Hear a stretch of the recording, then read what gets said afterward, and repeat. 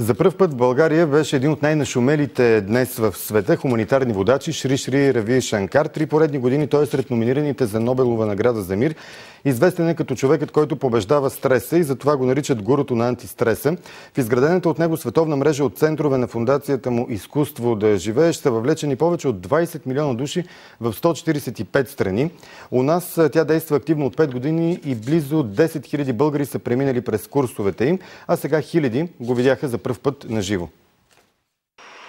В България е събрано най-доброто от изтока и най-доброто от запада. Хората с добри сърца. Имате проблеми, но ще ги превъзмогнете. Така в няколко думи в колата на път за летището преди да си тръгне, събра преживяното у нас Шри Рави Шанкар, духовният учител в Бангалор, една от перлите на юга на Индия. Остана тук точно 72 часа, след като самолетът на Луфтханза спря насред пистата преди да влезе в ръкава, за да спусна стълба и да го посрещнем с хляб и сол. Точно когато започнаха да излитат 28-те държавни глави, дошли за енергийния форум в София. И сигурно съвсем не беше случайно, че точно на същото място, зала 1 на НДК, привлече 4000 аудитория, за да се докосне до древната мъдрост за здрав дух, здраво тяло, както казваме ние българите, за да се срещне на живо с създателя на уникалната система Сударшан Крия. На санскрит Су означава правилен, Даршан – поглед, Крия – пречистване, т.е. пречистване на погледа към света. Това, което не знаем днес, е глобализацията на мъдростта, каза Шри Рави Шанкар.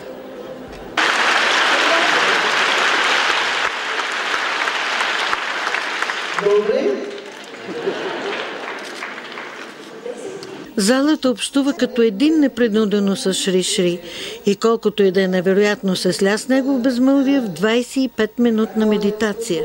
Тя разтоварва по твое желание ума. Не се концентрирайте. Оставете да идват и добрите и лошите мисли. Не се страхувайте, казва Шри Рави Шанкар. Казва, че с лични контакти, обществени събития, курсове, семинари, хуманитарни операции е достигнал до над 300 милиона хора в света. Никога не питайте, наистина ли ме обичаш. Обичата е винаги истинска, както между майката и детето. Питайте, защо ме обичаш толкова много. Любовта движи света. Не изпускайте сегашния момент в лутанията на ума между гнева от миналото и притеснението за бъдещето. Усмихвайте се. Или, както и ние казваме, смехът е здраве. Продължава гурото на антистреса. Новороденото се смее 400 пъти дневно, когато порасне 17 пъти. При усмивката участва от всички лицеви мускули, подобрява се оросяването на мозъка. Да вкараш себе си, тялото, мислите, чувствата, духът, душата си в ритъма на природата, от която сме просто частица, е сърцевината на Сударшан Крия. Опростените за съвременния човек, независимо от раса, религия, етнос, пол, възраст, древни, йога, дихателни техники, пригодени към състоянието ни на ежедневен стрес. Няколко дневни, няколко часови упражнения с инструктори можете да продължите сам. Сутрин, преди да тръгнете към хората и света, да се пречистите, токсините отстъпват на клетъчно ниво. Достъпно е за всеки. У нас курсовете "Изкуство за живот" имат резултат в училищата, затворите и за затворниците, и за надзирателите. В срещите на Шри Рави Шанкар при социални и правосъдния ни министри бяха обсъдени нови програми за съвземането ни в условията на преход и световна криза. Не се страхувайте. Целият свят, цялата човешка раса е едно семейство. Ние всички сме тук, за да си помагаме един на друг. Най-важното е състраданието. За трансформирането на света трябват повече реформатори. Само неколцина тук-там не са достатъчно. Реформаторите не могат да бъдат управници. Управниците не могат да бъдат реформатори. Днес в света те трябва да работят заедно.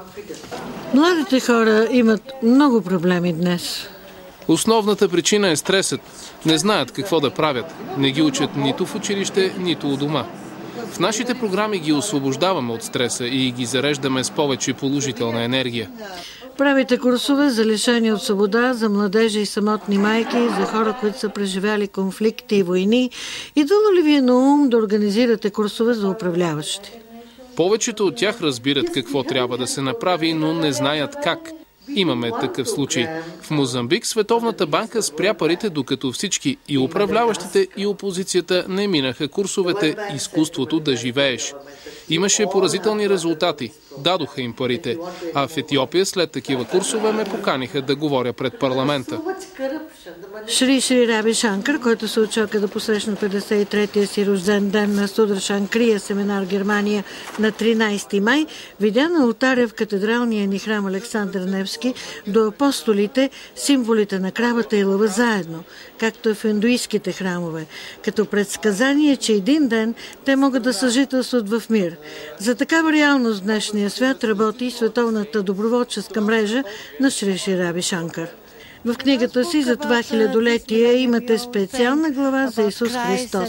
Исус Христос като въплъщение на любовта. Да, любовта е посланието на Христос. Love all, love God.